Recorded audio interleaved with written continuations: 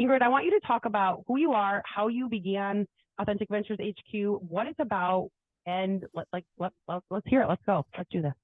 Okay. Hello, everyone. Thanks for listening. I started Authentic Ventures HQ a couple of years ago and really got really clear on what the mission is since I was diagnosed as an adult with ADHD at age 42. How I landed here was really around COVID time. I think a lot of us just had a freaking shift in everything. We'll have a lot of time to think, a lot of time to like figure out what are we doing. And in that time, I promised myself that I was not going to go back to life the way that it was pre-COVID. And my main driver was my relationship with my daughter.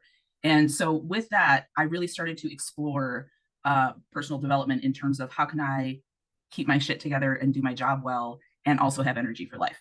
So in that journey, it led me to a diagnosis of anxiety, really learning how to manage that well.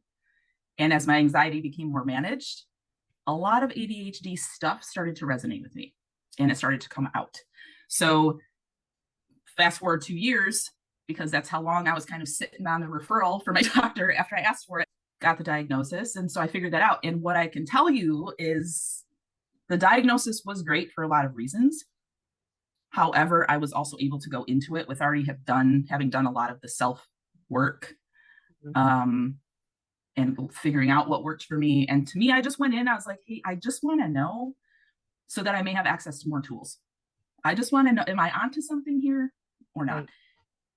And in that journey, what has become blaringly clear, and I've heard from people I've worked with, I personally, who are now getting diagnosed, the diagnosis process is just like, I encourage it so that you know for yourself, but you don't get much out at the end other than, hey, now you can access medication.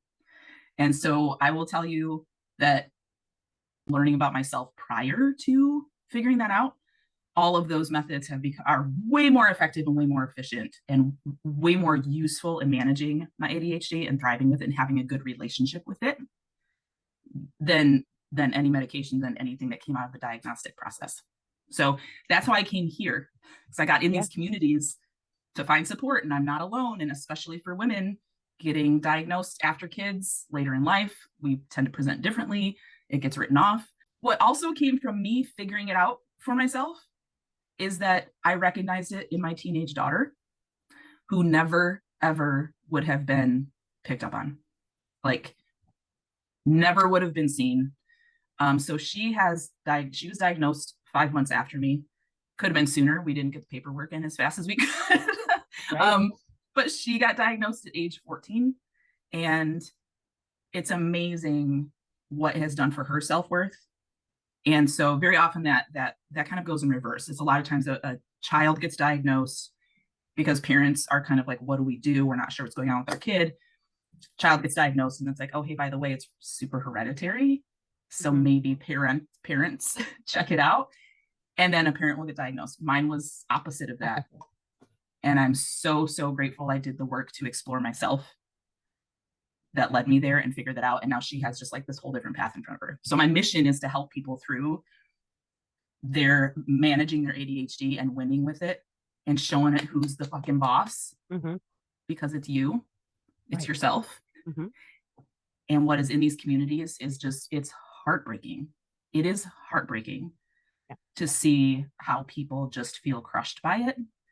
And especially when you're diagnosed as an adult, there's a whole lifetime behind that of feeling weird, feeling wrong, feeling not good enough, feeling, why is this so much harder for me than everybody else? Like it kind of gets really dark really fast. Though a lot of the stuff out there is like, hey, this resonates with you. We're kind of funny.